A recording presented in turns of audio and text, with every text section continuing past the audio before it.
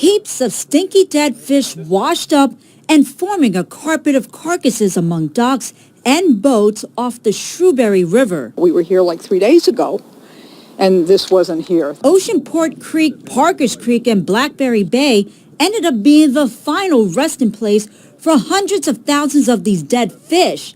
Dead fish not even these seagulls want to dine on. Friday there was nothing, and Saturday you had this whole event. The Garden State, as well as others, such as Florida, has seen its fair share of fish kills through the years, which typically takes about a few weeks to get to this point. But what makes this massive fish die-off atypical is it happened within a 24-hour period.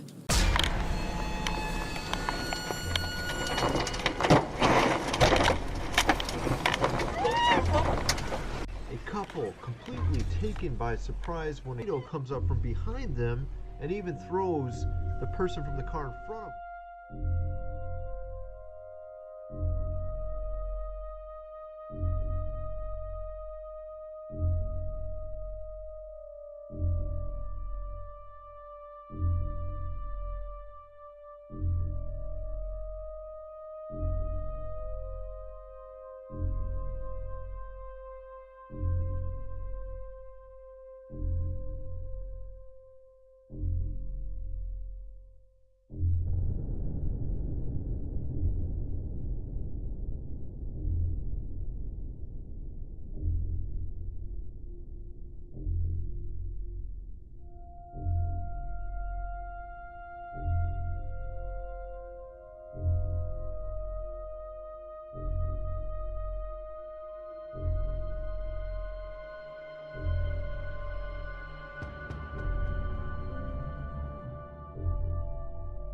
Now this guy here, he has to be 100% straight crazy. I don't know what happened to this guy, if he maybe took something, or maybe he lost his job. I don't know what happened, but he's not wearing a seatbelt.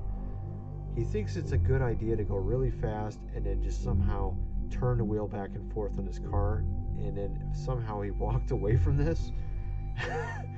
I don't know. This is pretty crazy. In this footage from the flood in South Sulawesi, we see a couple cars trying to pass this small bridge, and of course some of these bridges capsized. This one looks like it's about ready to. I saw some footage in the previous video I created where there were some of these cars that ended up in this massive flood river and ended up going towards some sort of waterfall thing. People fueling their cars at the gas station, and they pull out a phone. The next thing you know, the car is in pieces.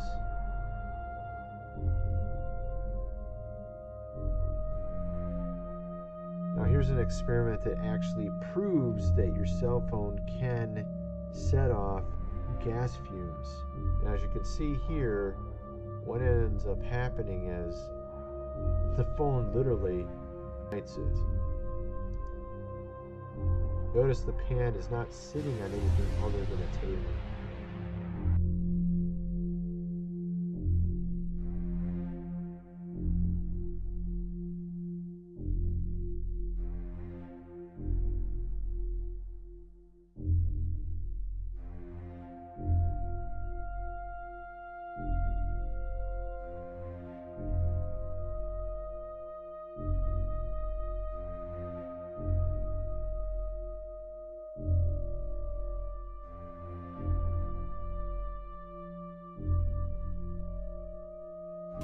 Amazing twist, this man here is literally struck by lightning 3 times in a row while walking down this road. Of course, the first time he gets zapped, he basically falls to the ground for some seconds, and he finally wakes up and like stumbles to his feet. And I don't know what it is. Maybe it's because he's still sort of like electrically charged or something. He's different than his surroundings, making him more of a pull, sort of a magnetic pull for this electrical current. And he gets it again. He gets zapped again, and he stays down even longer the second time around. And he gets up again. He starts walking he gets near the end of this little trail here, and he gets a third time. It's just amazing. The lightning 3 times in a row, like within about, we're talking like a minute, probably a few minutes time.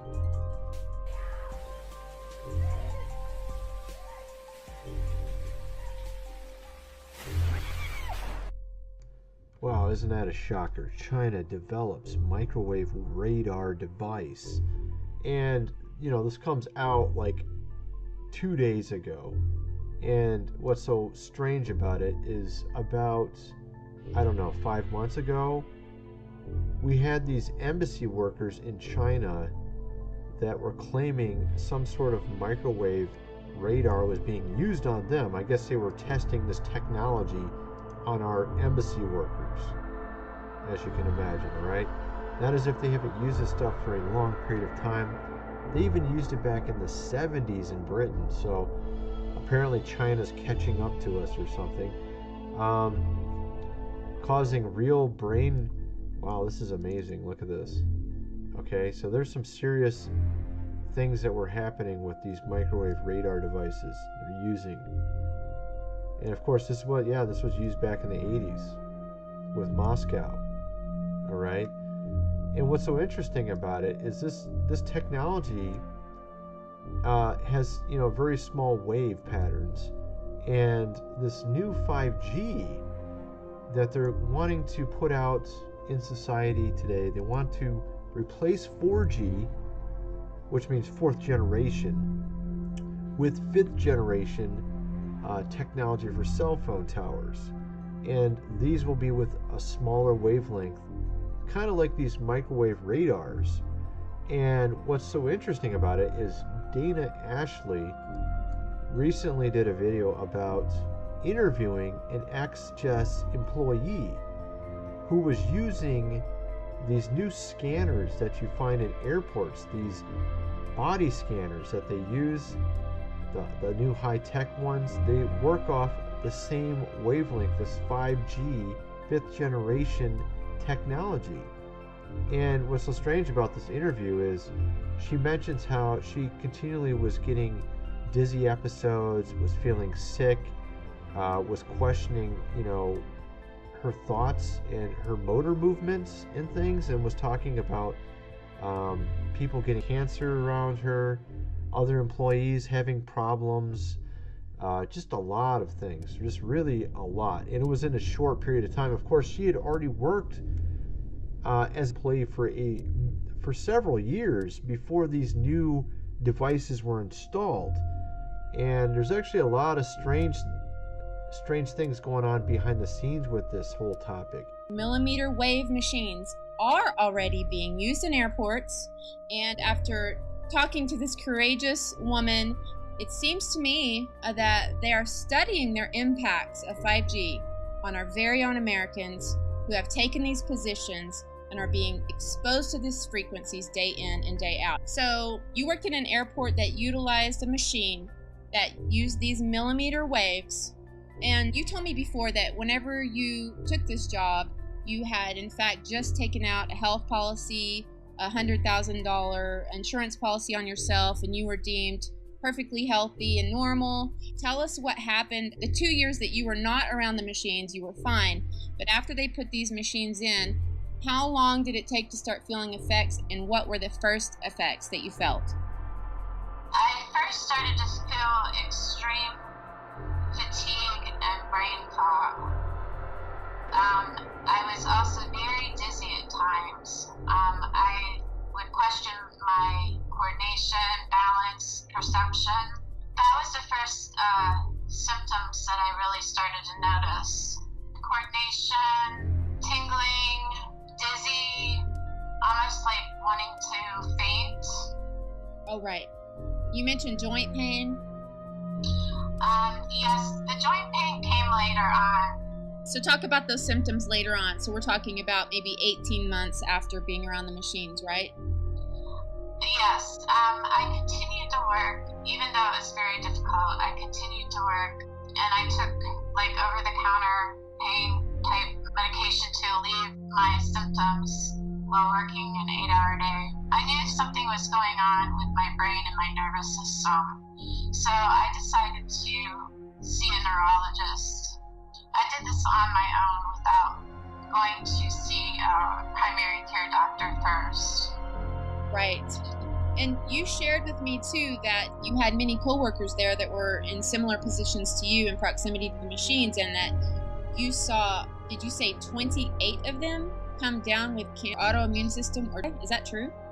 That's correct. Over time, I just started to really pay attention to what others were saying, and I would listen to what they were saying. Many of my coworkers would get their chemo treatments and come to work.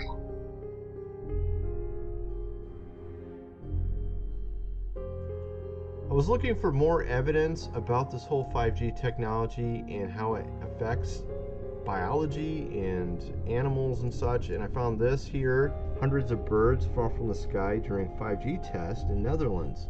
Now, of course, I was kind of wondering if this was a true story, because sometimes you don't have true stories. So I was looking around on the internet. I found this, Snopes, of course, which says that it's false, but actually I don't exactly trust Snopes.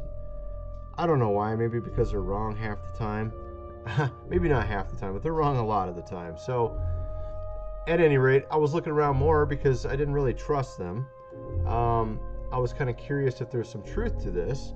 And actually, they say here they admit that these birds did fall from the sky, October 19th, 2018. It's just they don't know why they fell from the sky. They're claiming that someone was suggesting it was 5G. And they're referring to this guy's post here, where he talks about it. And I was looking around at different links, and I came across this video here, which was produced by someone from the Netherlands, Hart van Nederland, and it was basically saying it is a mystery why they fell from the sky. All right, so then I was looking around for more information on this, and I found this. This is kind of interesting. Huawei demos live 5G network in the Netherlands, and it was in The Hague, which is actually the city we're talking about here, but it was in June 28th. So obviously this shows that there's some history already in the city, right? But it's not October, so that that doesn't exactly tell us a lot. But so I was looking at comments under this video, and I found this comment, and he says here, 5G test, I received the following message: a new 5G mast on the roof of HS Telecenter is not visible on the corner of the horseshoe, low on the roof. A test was done, this in connection with the railway station in Holland, to see how large the range was, whether there was no adverse equipment damage that would arise from this. Immediately afterwards, birds fell massively from the trees, and the ducks that swam, they were saying that they put their head underwater to escape it and such. But so that was one comment. Someone said they received a message about this thing being installed, which is interesting because we did actually find, I did find some more information here. I found this strange article which won't load correctly now for some reason, but I did a Google Translate. This is from the Netherlands. This article is on a news website in the Netherlands, and I was able to translate it, and for some reason it won't load right now. I don't know why, but at any rate, it says that there was some strange agreement between 5G technology and control for the Netherlands, and it was in October, which is the exact same month that this happened, this weird event. Okay, now this is all tying together to sort of give the an indication that maybe they were doing some sort of burst to see how powerful this 5G could go and how far it could go, and perhaps this is what was actually the real reason all these birds mysteriously just fell from the sky all at once. So that's kind of what I'm kind of thinking. We don't exactly know for sure, but that seemingly seems to be where this rabbit trail leads.